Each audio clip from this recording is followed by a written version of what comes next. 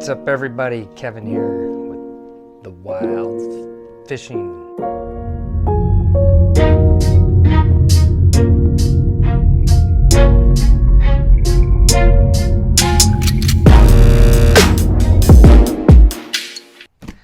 Today I got in the mail after 4 months from the Russell Marine Products, the Lowrance Active Target. I'm really excited. It's been 4 months. It's one heck of a Christmas present waiting that long. But anyways, I opened up the box. I just got excited. Something happened to my video when I was doing an open box thing. It was quite messy in there with cardboard debris, crap like that. But in the box was the black box, the module box, some hardware, bracket mount deal, strap that goes on the motor, the cylinder part of the motor itself. This was already put together when I took it out of the box. I don't know if this was used already, but I'm looking at it. I think they just put it together just to be friendly. But that's the shaft mount, which I will be using until I buy a turret, whatever you call them, those little mechanical built-in trolling motors that you mount to your trolling motor. I'm gonna get one of those with the foot pedal down the road here, but not right now. That's another 600 bucks. Some other miscellaneous bolts, screws, whatever. Active Target installation manual, warranty stuff, power cable. I think this is a 15 foot Ethernet cable, and the transducer. So I will be mounting this to the trolling motor for now, and the box will be going into this rod locker, which will be mounted to the console side. I had Panoptics when it first came out, that LV32, the updated version one, the better Panoptics, not the older style. But I had a video where I mounted that box right under here, and I put a tube down here and cut a hole down in the bowl part where the tube kind of meets up. I drilled that out with a 1 3/4 inch, ran all the wires in there. So I will be doing the same thing. I got some looms that I ran across underneath these, the rails here, under the rod locker here, and so the wires will be running from the bow up in here all the way to the console firewall part. And then I have a fuse box that goes directly to my main battery. I'm using tin wire that's marine grade. Actually, it says Lowrance on it, and it's 8 gauge. That goes from the fuse block, a 6-bank fuse block, to the main battery. And then I'm using 14 gauge from the fuse block to my 16 unit, my 212s, my NEMA, what else? There's something else, but I can't remember. I got all kinds of electronic stuff going on here. That's basically it. I will be installing this. I'm not going to do a video to show you how to install it. This is a 06 Ranger Z20, and I'm just going to show you how I am installing it in my boat. There's a lot of videos on YouTube on how people are doing it. I'm just going to show you, just for reference, on how I'm doing it, and I think it's probably the easiest way to do it, unless you want to run it through these little tubes in your gun well here, which I got a crap ton of wires running through all that, and it might be hard to fish this big old honking 1-inch connector through the tube there. So I made my own little tube. I still get my spinning rods up in there with the rod socks, and the wires will run all the way up in there down to the box, which is going to mount right in the firewall next to the console, under the console. So we're going to do that, and I will install this right now. And when I'm done, I'll take the camera. Hopefully it's recording everything, because it's been acting goofy. I don't even know. I didn't even really want to do this video, because there's so many videos out there on YouTube, but what the heck. Thought I just do it. Maybe entertain you a little bit. And yeah, let's go. Well, hey there. Just completed installing the Active Target in my 06 Z20 Ranger boat. And to start it off, I will show you how I did it. We'll start from the battery to the turn off switch, 8-gauge wire, all the way to the 6-bank fuse block. From the fuse block power supply to the active target module box, and then the Ethernet cable and the transducer cable running up in here all the way up to the front of the ball there.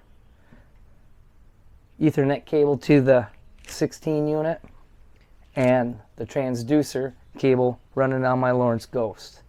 And I'll just run it through, give you an idea how I did it. Like I said before, there's a lot of videos on how things are installed in specific boats in their application. So let's go. So as you can see there, from the battery to that little gray and red turn off switch I have right here, that is connected to an 8-gauge wire. Goes to the fuse block, which is a 6-bank fuse block. And I'll show you that fuse block right now.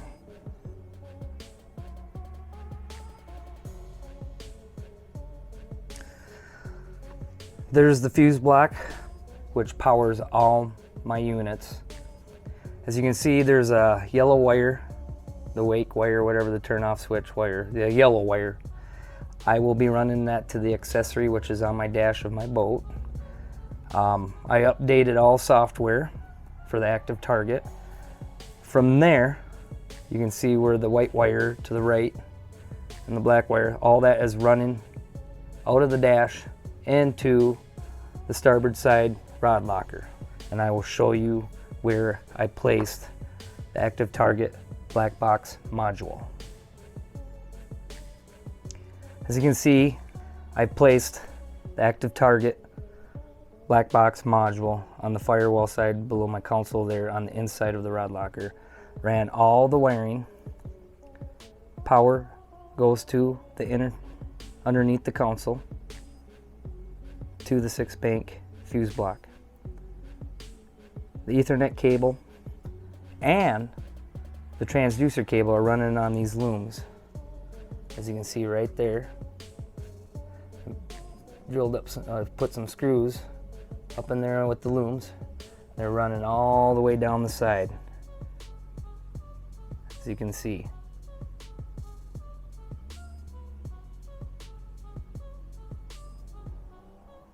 Into that little tube,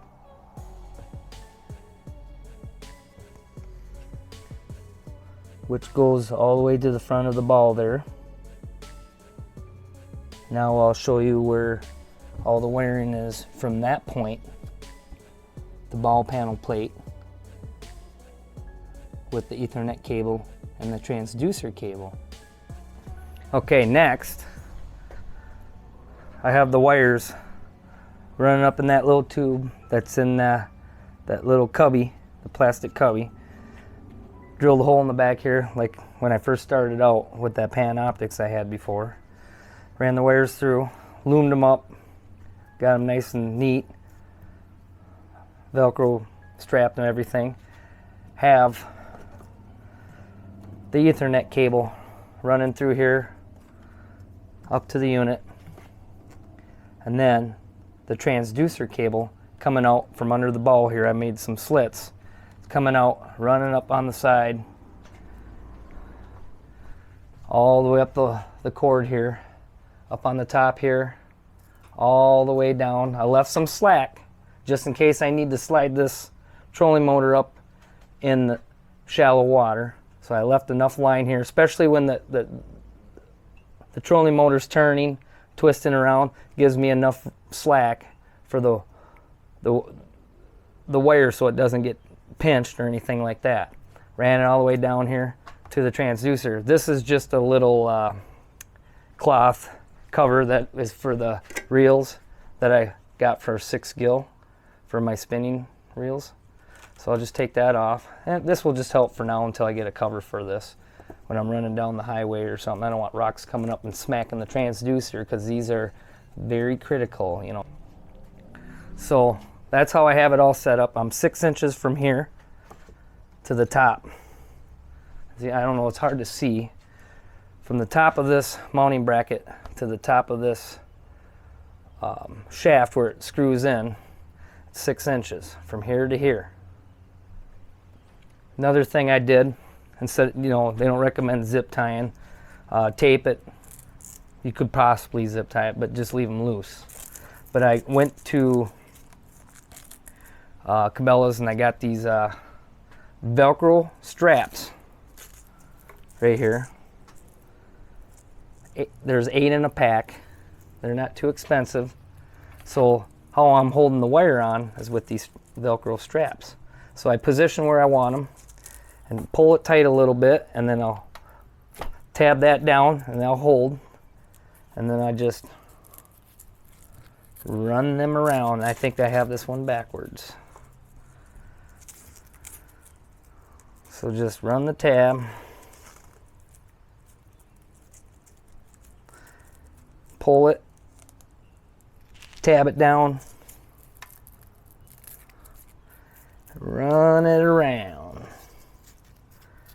But when you do that, you gotta make sure the tag end of the tab is facing back. So when the water's coming this way, it's not going against the tab and pulling away.